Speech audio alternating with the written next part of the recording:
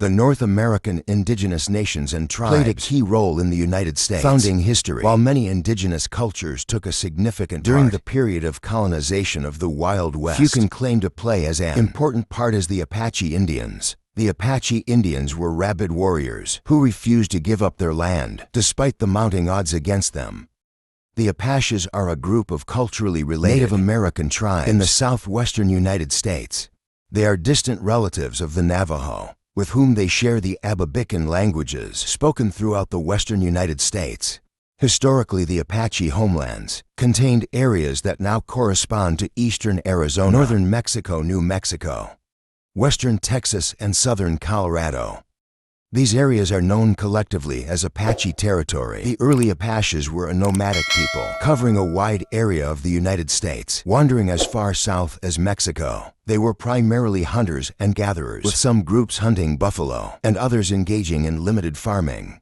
The Apache lived in two kinds of traditional homes, the wickiups and teepees. The wickiup was more of a permanent home, its frame made of tree saplings, forming a dome covered with bark or grass. The tents, called teepees, were a temporary home that could easily be relocated when the tribe needed to move around to hunt buffalo, to haul their tents and other items when they moved. The Apache used a type of sled called a travois that could be filled with items and then pulled along by dogs. When the Europeans brought horses to the Americas, the Apache started using horses to drag the travois. Since horses were much bigger and stronger, the travois could be larger and carry many more belongings. This also allowed the Apaches to make bigger tents. Traditionally, the warriors did not wear feathered warfare headdresses, although the Plains Apaches adopted their headdresses from their Kuiwa. Most Apache tribes wore leather or cloth tiaras.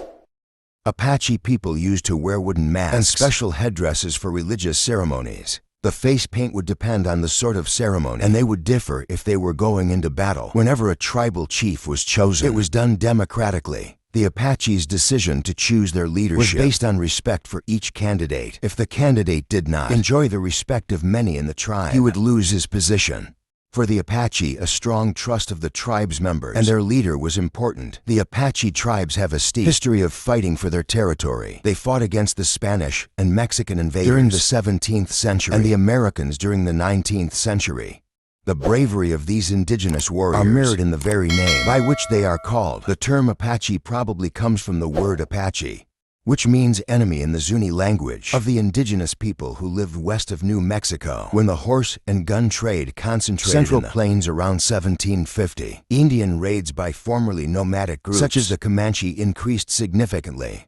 The Apaches who lived on the plains were severely pressured by the Comanche and had to retreat to the south and west. Eventually, these displaced Apaches escalated their raids against other Indians and settlers for food and livestock. Apache raids against settlers and migrants crossing their land continued during the westward expansion period of the United States and the acquisition of New Mexico by the United States. In 1848, there were three Apache tribes that stood out: the Chiricahua tribe, the Jicarilla tribe, and the Mescalero tribe.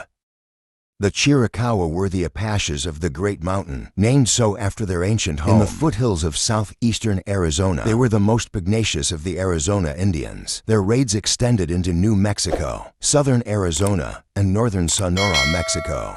Some of the most notable leaders were Cochise, Nash, and Geronimo. The Hickory were one of 6 groups that migrated out of Canada between about 13 and 15 AD. Heading south, they settled in the southwest, where their traditional homeland covered more than 50 million acres. Northern New Mexico, southern Colorado, and western Oklahoma. The Mescalero were one of the most vicious Apache groups in the southwest. When defending their homeland, nomadic hunters and warriors, they moved from place to place, riding their wickiup in Texas, Arizona, and Mexico between 17 and 1750. Many Mescalero groups were dislodged from the southern plains in central Texas by their Comanche enemies. By this time, they had taken refuge in the mountains of New Mexico, West Texas, and Mexico in the late 1800s. The Apache fought multiple battles against the United States government. They were trying to fight back against the aggression and conquest of their lands. Several great Apache leaders came into being, such as Cochise and Geronimo. They fought with ferocity for decades, but ultimately had to surrender and were forced to set up reservations. In 1849, gold was discovered in San Francisco, leading to the California Gold Rush. Many American citizens living in the East began to migrate to California. As a result, they would often cross in and out of Apache lands. The tense relationship between the Apaches and the Americans began to turn hostile. These became known as the Apache Wars. When the American Civil War broke out between 1861 and 1865, the westward migration flow was curtailed. However, the Apaches continued to defend their land.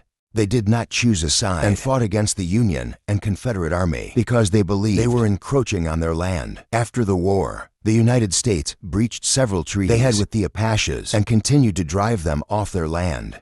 This heralded the beginning of many years of clashes between the United States military forces and the southwestern native peoples. The root cause is of the conflict the Apaches' unwillingness to live on the Indian reservations created by the U.S. government.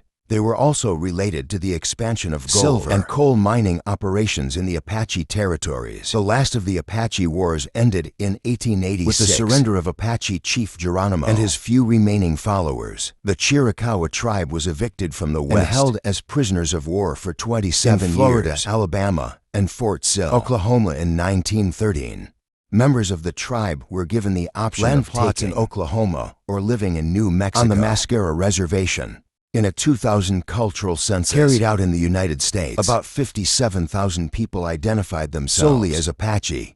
Another 40,000 people reported being part Apache. Today, many Apaches live on reservations in Arizona and New Mexico. Farming, ranching, and tourism-related businesses are significant economic activities for these people. Although they live in modern times, they still keep their ancestral beliefs and traditions alive.